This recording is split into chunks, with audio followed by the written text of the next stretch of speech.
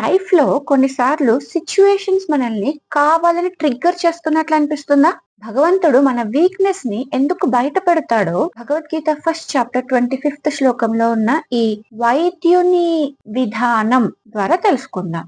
భీష్మద్రోణ ప్రముఖతః సర్వేషాం చ మహీక్షితాం ఉవాచ పార్థ పశ్యైతాన్ సమవేతాన్ కురునితి.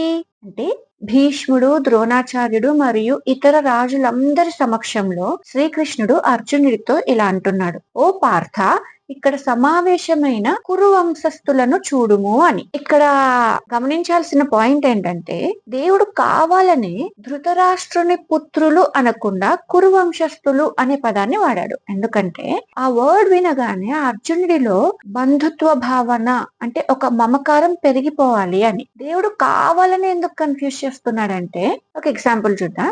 డాక్టర్ ఉన్నాడు అనుకోండి, ఆపరేషన్ చేసే ముందు లోపల ఉండే ఇన్ఫెక్షన్ మొత్తాన్ని ఒక దగ్గరికి తెచ్చి దానికి మెడిసిన్ ఇచ్చి ఆ పాడైపోయిన పార్ట్ ని మొత్తం తీసేసి ఆపరేషన్ చేస్తాడు, రైట్? అలానే కృష్ణుడు కూడా అర్జునుడిలో దాగి ఉన్న ఆ ఇమోషనల్ అటాచ్మెంట్ ని కావాలని ట్రిగ్గర్ చేసి బయటికి తెస్తున్నాడు. ఆ తర్వాత భగవద్గీత ద్వారా దాన్ని పూర్తిగా రూట్ అవుట్ చేసేయచ్చు అని. మన రియల్ లైఫ్ లో కొన్నిసార్లు మనకు విపరీతమైన ఎమోషనల్ ట్రిగర్స్ ఎదురవుతూ ఉంటాయి. అది మనల్ని నాశనం చేయడానికి కాదు, మనలో దాగి ఉన్న వీక్నెస్ లేదా ఇన్సెక్యూరిటీని బయటకు తెచ్చి పూర్తిగా నిర్మూలించడానికి మన లైఫ్ లో జరిగే సర్జరీ లాంటిది. గుర్తుపెట్టుకోండి, హీలింగ్ ఎప్పుడు పెయిన్ తోనే స్టార్ట్ అవుతుంది. The trigger is not your enemy, it is the beginning of your cure. ఎప్పుడైనా మీరు ఇలాంటి ఇమోషనల్ ట్రిగ్గర్స్ ని ఫేస్ చేశారా? ఫేస్ చేసి ఆ తర్వాత మెంటల్లీ ఇంకా స్ట్రాంగ్ గా మారారా? మారుంటే కనుక కామెంట్స్ లో ఎస్ అని చెప్పండి.